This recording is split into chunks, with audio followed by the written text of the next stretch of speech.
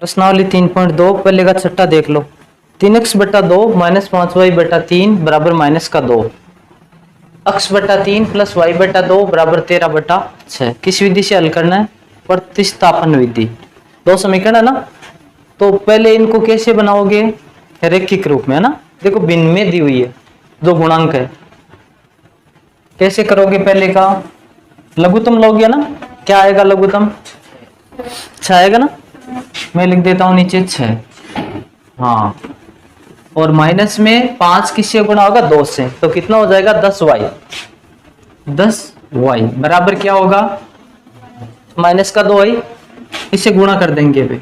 अब 6 को भेज दो यहाँ पे, हो जाएगा ना, तो नीचे कुछ भी नहीं बचेगा। बराबर क्या होगा? हाँ, क्या हुआ? माइनस का 2 ही तो लिखा हुआ है। हाँ, माइनस का 2 पहले से है, बुक में लिखा हुआ।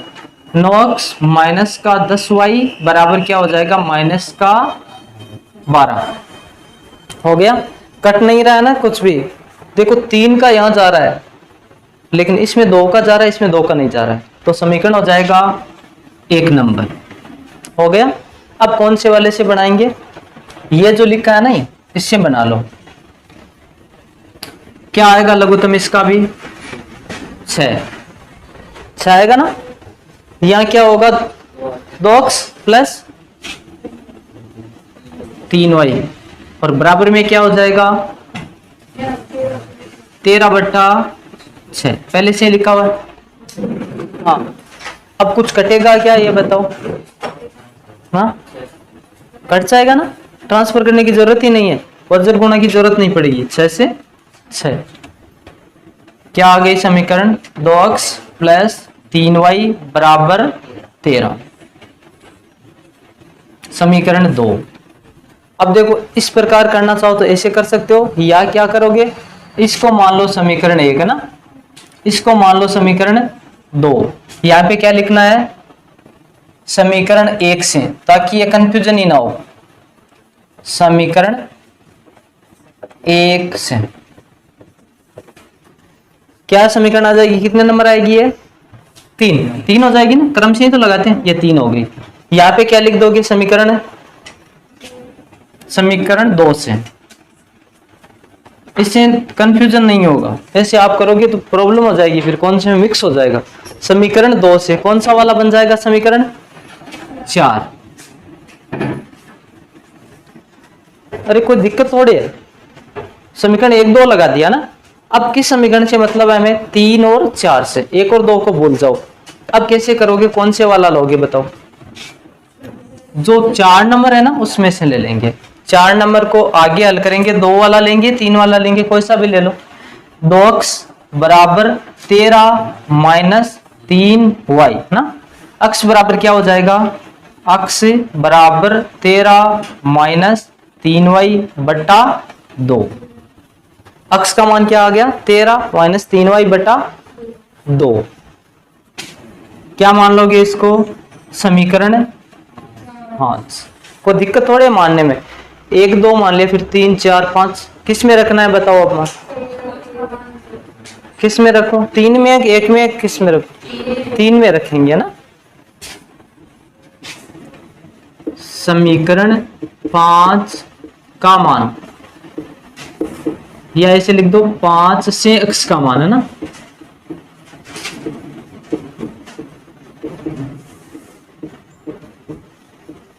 समीकरण 3 में, है ना। 3 में प्रतिस्थापित करने पर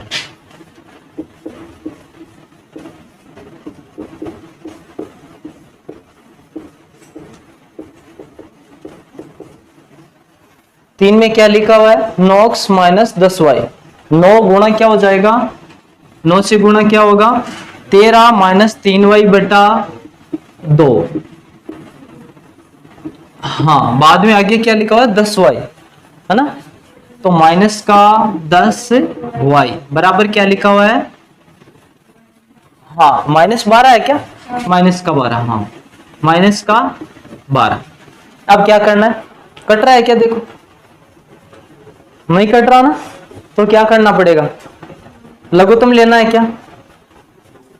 हाँ, लघुत्तम लो या सीधा गुणा कर दो। 10 को और 12 को 2 से करना तो पड़ेगा। इसको अंदर कोष्टक वाले को तो करो, 13 का 9 से गुणा कितना होता है? हाँ 117, माइनस या प्लस? प्लस का, माइनस का 27y, हाँ बटा 2 लिखूं क्या या सीधा गुणा कर दो? बटा 2 लिख दो ना, बटा 2, माइनस का 10y बटा 1 बराबर का माइनस का 12। अब ये हट जाएगा, 12 के पास चला जाएगा, है ना, यहां से हटेगा 12 के पास जाएगा, लेकिन 10 से भी गुणा होगा तो लघुत्तम 2 आएगा। 117 माइनस 27y माइनस का 20y बराबर माइनस का 24। ध्यान से देख लो, हाँ 2 लघुत्तम ही तो आया, लघुत्तम आया तो 10 से गुणा हो गया और फिर वज्र गुणा कर दिया 12 से। y कितना हो जाएगा? 47, हाँ माइनस का 47y बराबर होगा माइनस का 24 माइनस 117। 17 में 24 जोड़ते हो तो कितना होता है? 41 होता है क्या? हाँ 141 हो जाएगा। माइनस का 47y बराबर माइनस का 141, 141 ही होता है ना। हाँ अब देखो माइनस माइनस तो हो गया प्लस, या y बराबर 3 बार जा रहा है क्या भाग? 3 बार जाएगा क्या पूरा पूरा 47 का? 50 का 3 से गुणा होता है 150, तो 47 का 3 से कितना होगा? हाँ सीधा कैलकुलेट कर लिया करो, जैसे 3 कम है ना, 3 कम है तो 9 कम होगा, 150 में से 9 कम कितना होता है? 141, यानी पूरा पूरा 3 बार जाएगा। y बराबर कितना हो जाएगा? 3, प्लस का या माइनस का 3? हाँ अब किस में रखेंगे ये मान? y का मान यहाँ रख दो, ये समीकरण उसमें उलझो मत, क्या समीकरण लिखा है 5 लिखा है, तो ये तो स्टेप ही है कुछ ही नहीं। y का मान कहाँ रख देंगे? 5 में।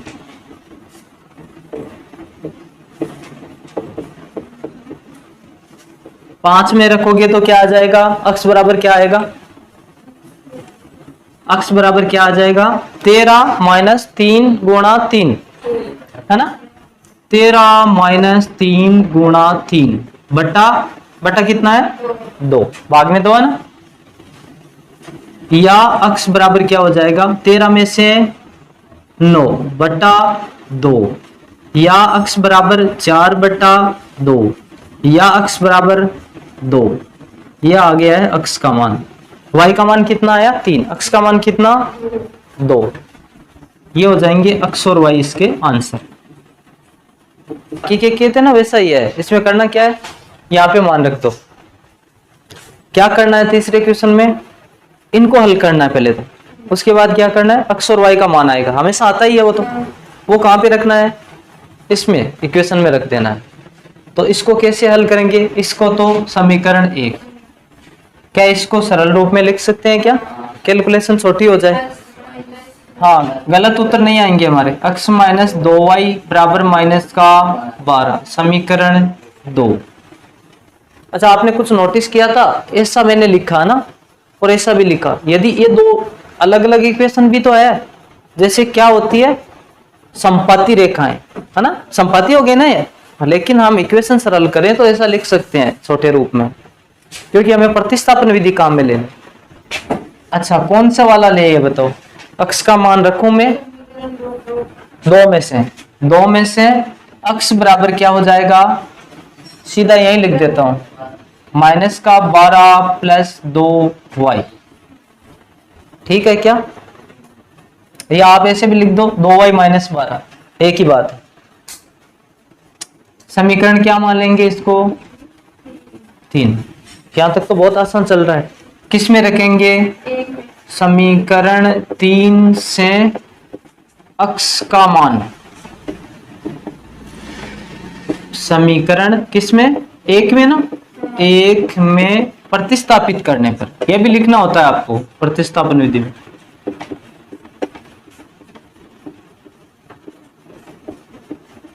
हाँ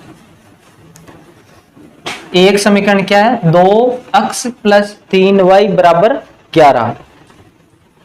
हाँ राजेंद्र आ रहे हो पहले तो देख लेना, उनमें कहाँ देख रहे हो? 2 गुणा माइनस का 12 प्लस 2y। ठीक है, यहां तक मान ही तो रखा मैंने, तो कोष्टक में रख दिया। प्लस का 3y बराबर में क्या है 11। कोष्टक को खोल दो, क्या हो जाएगा माइनस का 24 प्लस में 4y प्लस का 3y बराबर में 11। यहां तक किसी को कोई प्रॉब्लम नहीं है? क्या करना है, इन दोनों को जोड़ लेंगे, इसको क्या करेंगे 11 के पास भेज देंगे, है ना। अक्षर है ना, अक्षर को उधर भेज दो, और दो चर वाले है, जैसे y का है, अक्ष का है नहीं, y तो है, y को यही रख लो। कितना y हो जाएगा 4 और 3 7y बराबर में क्या होगा 11 प्लस 24 ही है ना, या 7y बराबर क्या हो जाएगा 35, या y का मान क्या आ जाएगा 5। यहां तक किसी को कोई दिक्कत नहीं है? कहां पे रखना है y का मान? समीकरण 3 में हमने x को अलग करके रखा है, y का रखते ही आंसर आ जाएगा। हाँ, y का मान समीकरण 3 में प्रतिस्थापित या रखने पर, है ना,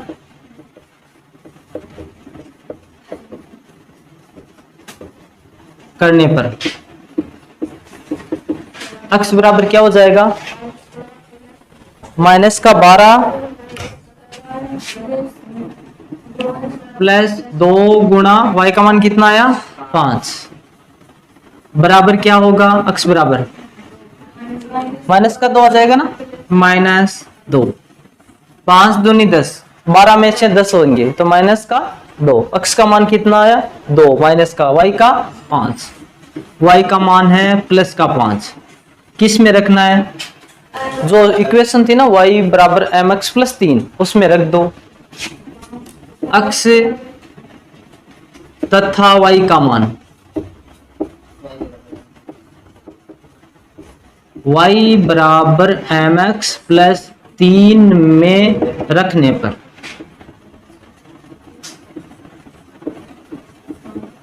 y कितना है 5 बराबर m को m रहने दो, x का मान कितना है माइनस का 2 प्लस का 3।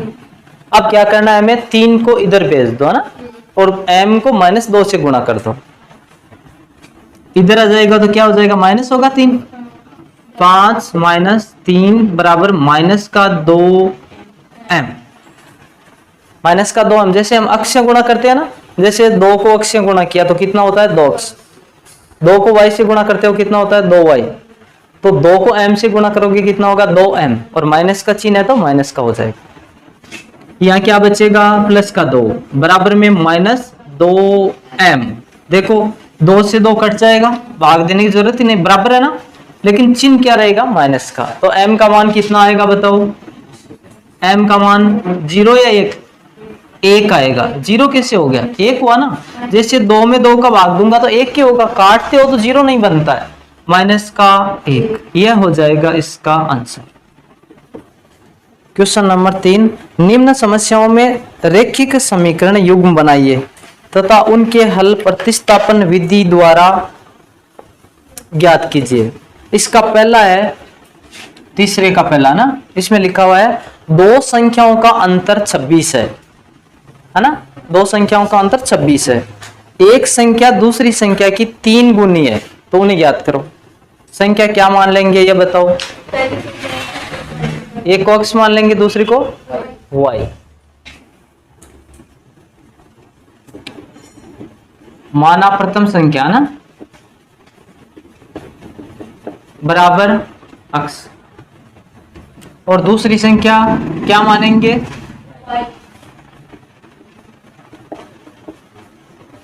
प्रथम की जगह पहला या पहली लिख दो, कोई दिक्कत नहीं है, या द्वितीय या दूसरी लिख सकते हो। हाँ, अब प्रश्न में जो दिया हुआ है ना प्रश्नानुसार ऐसा भी लिखना होता है, जैसा प्रश्न बोल रहा है। क्या बोल रहा है प्रश्न, दोनों का अंतर कितना है, कितना अंतर 26, तो मैं क्या लिख सकता हूं x - y बराबर 26 लिख सकते हो ना। अब आगे प्रश्न में क्या लिखा हुआ है, आगे और है एक प्रश्नानुसार कुछ एक और भी है, इसको तो समीकरण एक मान लो। मैं एक संख्या दूसरी की कितनी है, चलो मैं एक बार ऐसे लिख देता हूं, अक्ष बराबर वाई लिख दिया, दोनों बराबर है अभी। अब एक दूसरे की 3 गुणा है तो कोई सी के भी 3 लगा दो। जैसे मान लो ये 6 है ना, तो ये कितना होगा 18। अभी 6 और 6 ही है, अगर 3 से गुणा कर दो तो कितना हो जाएगा 18, 3 गुनी हो गई ना। तो क्या लिख सकता हूं मैं, अक्ष बराबर 3 वाई लिख सकते हो कि नहीं लिख सकते हो। ठीक है, समीकरण क्या हो जाएगा 2 हो गया। अब क्या करना है, बहुत ही आसान है, 2 का मान 1 में रख दो, 3 बनाना ही नहीं पड़ेगा। हाँ 3 क्यों बनाएंगे, सीधा ही लिखा हुआ है ना, समीकरण 2 का मान, हाँ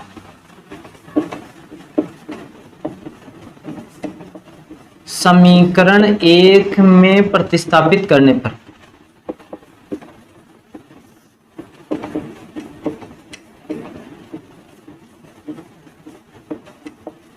x बराबर 3y रख देंगे तो 3y हो जाएगा ना, 3y माइनस वाई बराबर 26। ध्यान से देखो पहला समीकरण क्या है, x x किस गए क्या रख दिया 3y, 3y रख दिया ना, तो ये हो गया 3y माइनस का 1y बराबर 26। 3y में से 1y घटाओगे कितना बचेगा, 3 में से 1 घटाते हो 2 ही तो बचता है, 2y बराबर क्या होगा 26, या y बराबर क्या होगा 13। 2 का भाग लगेगा 26 में कितनी बार 13 बार। y का मान कितना आ गया, कहां पे रखना है, हाँ y का मान समीकरण 2 में ना रखने पर क्या हो जाएगा, x का मान बताओ, x बराबर 3 गुणा 13, यही होगा क्या 13 गुणा 3 बराबर क्या होगा 39। x का मान कितना आया 39, y का मान 13, नीचे लिख दो, अतः x बराबर 39 y बराबर 13। अब नीचे एक चीज और भी लिखनी है हमें, क्या लिखना है, पहली संख्या क्या है, हाँ 39, और दूसरी क्या है 13, सही है क्या। देखो यहाँ क्या माना था, एक दूसरी की 3 गुनी, ये y है 13, 13 गुणा 3 कितना होता है 39, तो x कितनी है 39 लिख दो। अतः प्रथम संख्या या पहली संख्या बराबर 39 तथा दूसरी संख्या बराबर है 13, ये हो जाएंगे इसके आंसर। कंफ्यूजन नहीं है ना, 2 का अंतर दिया हुआ था, x माइनस वाई बराबर 26, पहली दूसरी की 3 गुणा, x बराबर हो गया 3y, सीधा मान रख दिया। यहां तक समीकरण बनाना ही इसमें थोड़ा मुश्किल है, आगे तो वही मेथड है, लिख लो।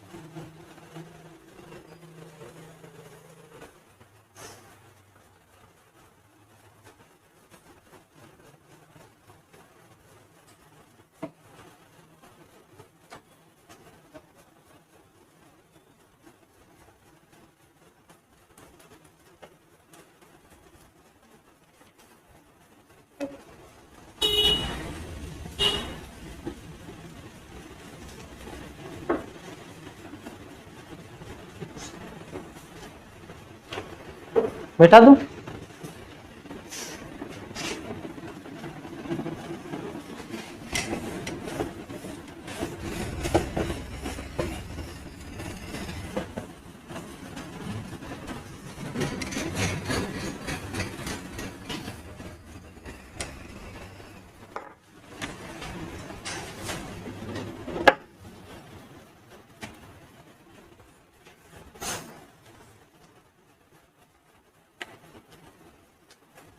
दूसरा क्वेश्चन देखो इसका, दो संपूरक कोणों में बड़ा कोण छोटे कोण से 18 डिग्री अधिक है, उन्हें ज्ञात कीजिए। दो कोण है, एक से 18 डिग्री ज्यादा है, तो बड़े वाले को क्या मान लेते हैं अक्स, छोटे वाले को वाई। दो कोण ही तो है।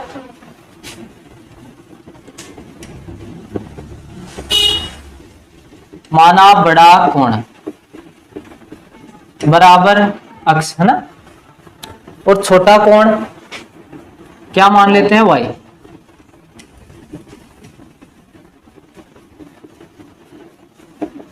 क्या डिग्री लगानी है क्या? हाँ, कौन डिग्री में होता है, अक्स डिग्री और वाई डिग्री। हाँ लिख सकते हो या लास्ट में लिख देंगे। प्रश्नानुसार क्या है, देखो ध्यान से देखो, क्वेश्चन में देखो जैसा प्रश्न में बोला है, प्रश्नानुसार क्या बोला गया है, एक दूसरे से 18 डिग्री ज्यादा है, लेकिन एक चीज इसमें लिखी हुई है, संपूरक कोण। संपूरक कोण कितने डिग्री के होते हैं? दो, जिनका योग 180 डिग्री होता है। पूरक का कितना होता है? 90 डिग्री। संपूरक का कितना होता है? 180। तो अक्स प्लस वाई बराबर कितना हो जाएगा? 180 डिग्री। क्लियर है ना? क्यों? क्योंकि लिखा हुआ है कि दो संपूरक है। अब देखो एक और लिखा है इसमें कि एक दूसरे से कितना ज्यादा है? 18 डिग्री। तो मैं एक बार ऐसे लिख देता हूं, देखो अक्स बराबर वाई लिख दिया। अब जो बड़ा है उसको छोड़ के दूसरे वाले में जोड़ देते हैं 18, क्योंकि बड़ा तो पहले से ही बड़ा उसके पास तो है। जो छोटा है उसमें 18 जोड़ दो। कौन है छोटा? वाई। तो इसमें क्या करता हूं मैं? 18 जोड़ देता हूं। दो समीकरण हो गए ना। समीकरण 1, समीकरण 2। हाँ 18 डिग्री बड़ा है एक और दूसरे से। हाँ तो देखो समीकरण 3 बनाने की जरूरत ही नहीं है। 2 का मान किस में रखना है? 1 में। समीकरण 2 का मान 1 में प्रतिस्थापित करने पर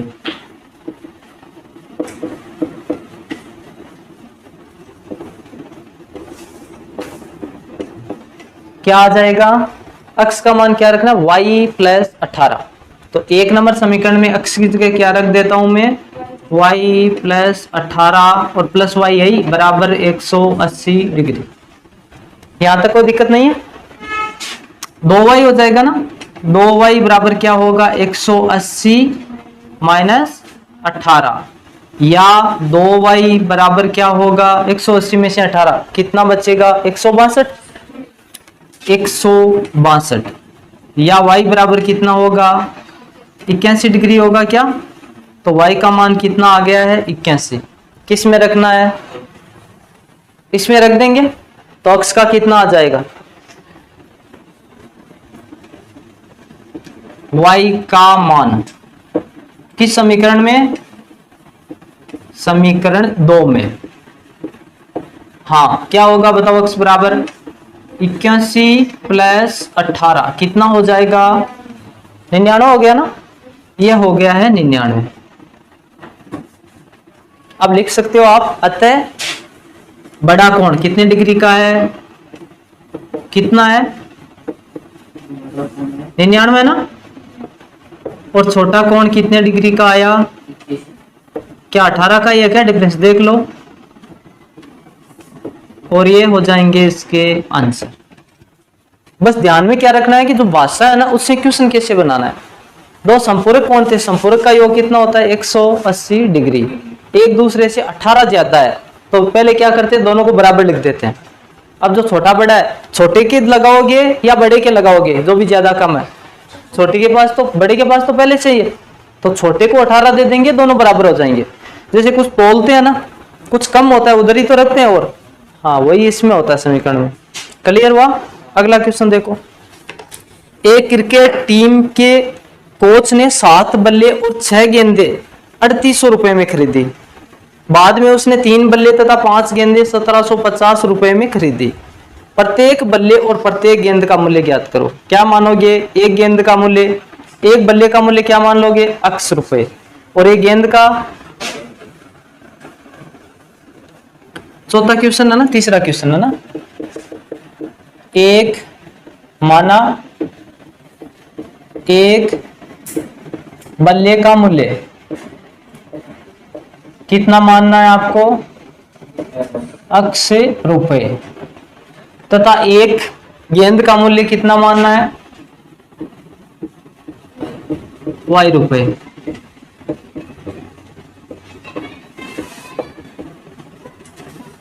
यहां तक किसी को कोई परेशानी नहीं है। अब जैसा समीकरण में इसमें क्वेश्चन ने बोला है वैसा समीकरण बना दो। 7 बल्ले और 6 गेंद कितने रुपए में खरीदी, 3800 में। तो क्या हम ऐसा लिख सकते हैं प्रश्नानुसार 7 अक्ष प्लस 6y है ना। देखो 7 तो है बल्ले, 6 है गेंदें, तो 6 गुणा एक गेंद का कितना है y, बराबर कितने में खरीदा है, 3800 में। क्या यह समीकरण 1 हो जाएगा, हो सकता है ना। हाँ, समीकरण 1 हो जाएगा। दूसरा इसमें जो लिखा हुआ है क्वेश्चन में क्या लिखा है आगे, बाद में उसने 3 बल्ले और 5 गेंदें कितने रुपए में खरीदी, 1750। 3 बल्ले और कितनी गेंदें, 5 गेंदें, एक गेंद का y है ना, बराबर 1750। समीकरण नंबर 2, समीकरण 1 और समीकरण 2 हो गया। अब अक्ष का मान किस में से निकालोगे, किस में से, समीकरण 2 से, क्योंकि थोड़ा छोटा लग रहा है ना। मैं लिख देता हूं इसको, 3 अक्ष बराबर 1750 माइनस 5y, या अक्ष बराबर क्या हो जाएगा, 1750 माइनस 5y बट्टा 3। कितने नंबर समीकरण होगा, बस समीकरण 3 का मान 1 में रख दो। 1 में रखोगे तो किसका मान आएगा, y का। y का मान भी किस में रखना है, वापस 3 में रख दो। कर लोगे ना, आप आगे खुद कर लेना ना। क्वेश्चन नंबर 4 देख लो।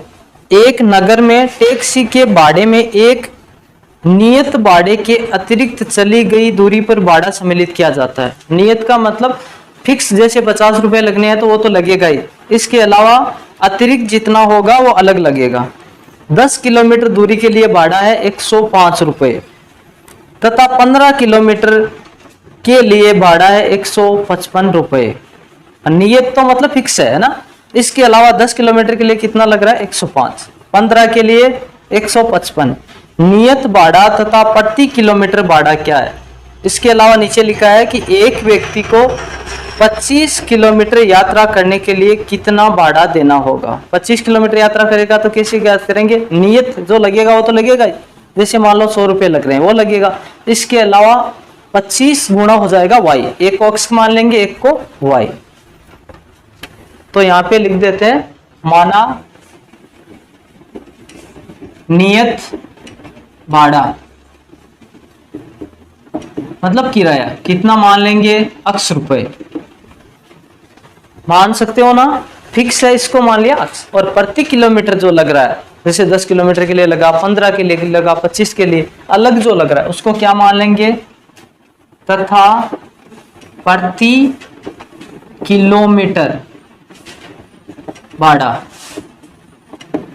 क्या मान लेंगे, y रुपए।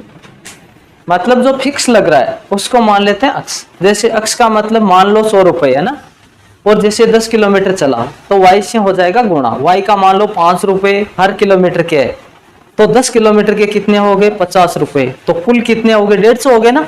ऐसे ही कुछ मान निकलेगा, हमें पता नहीं है नियत कितना है, हम तो समीकरण बनाएंगे उससे नियत और प्रति किलोमीटर भी निकल जाएगा। तो पहला जो इसमें लिखा हुआ वो क्या है, 10 किलोमीटर दूरी के लिए भाड़ा कितना है, 105। क्या मैं ऐसा लिख सकता हूं प्रश्नानुसार,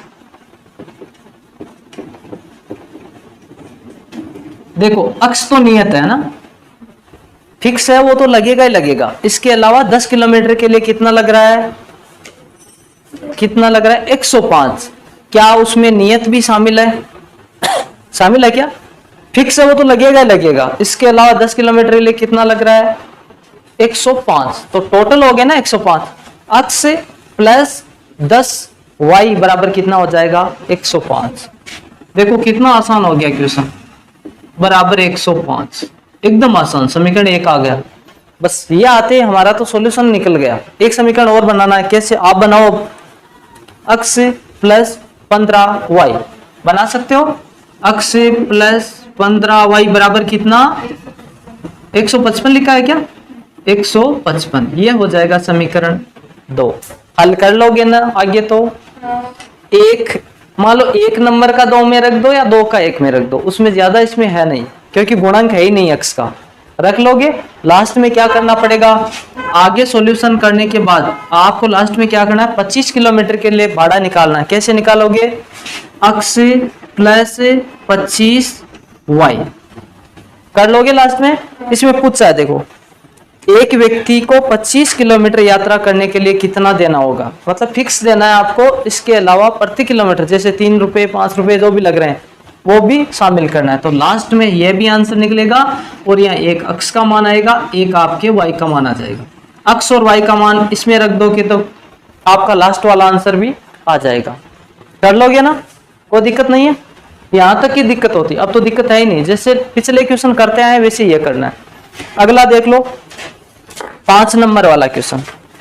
यदि किसी भिन्न के अंश और हर दोनों में 2 जोड़ दिया जाए तो 9/11 हो जाती है।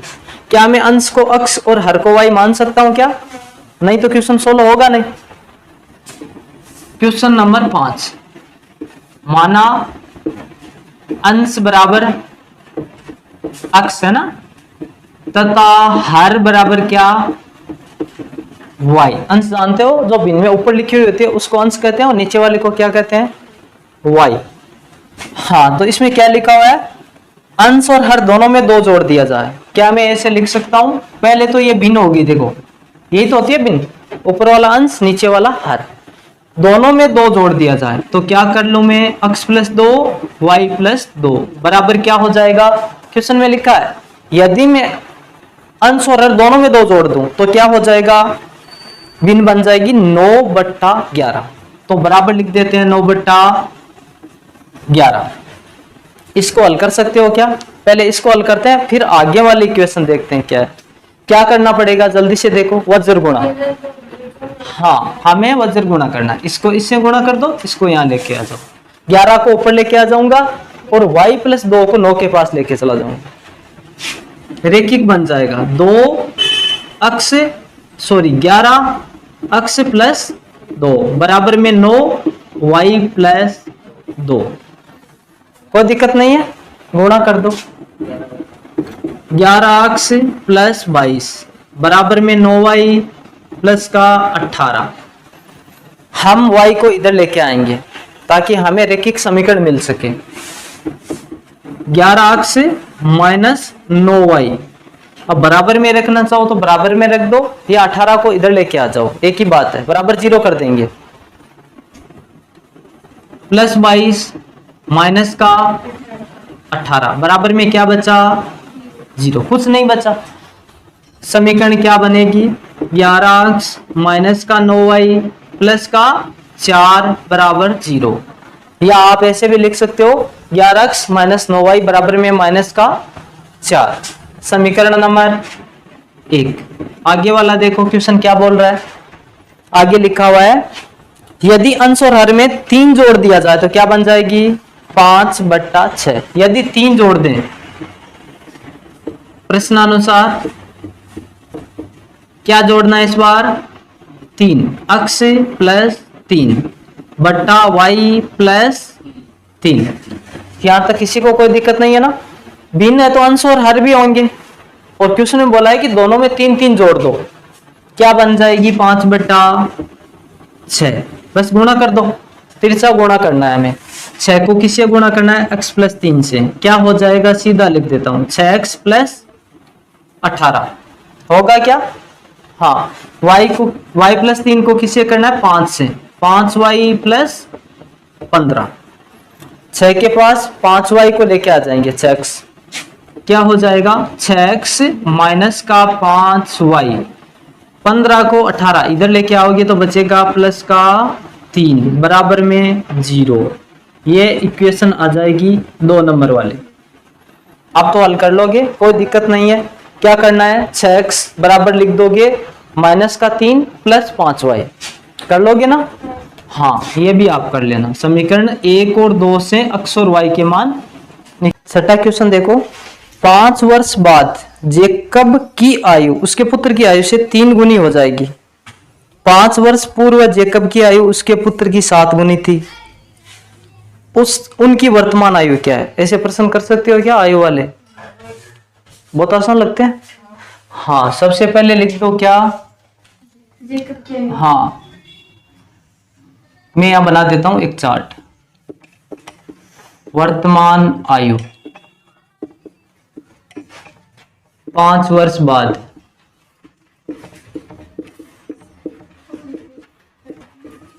और एक बना दो 5 वर्ष पूर्व। इसमें जो लिखा हुआ है यही है ना, 5 वर्ष पूर्व।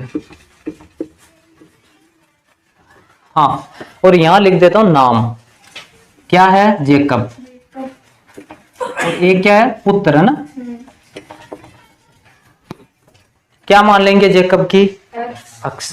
वर्तमान अक्ष मान लेते हैं ना, वर्तमान माननी होती है सबसे पहले। पुत्र की क्या मान लेते हैं? वाई। बहुत ही आसान है। अब 5 वर्ष बाद क्या होगी मुझे बताओ। जैसे बार आप 13 साल के हो, 5 के बाद कितने हो जाओगे? 18 के हो जाओगे।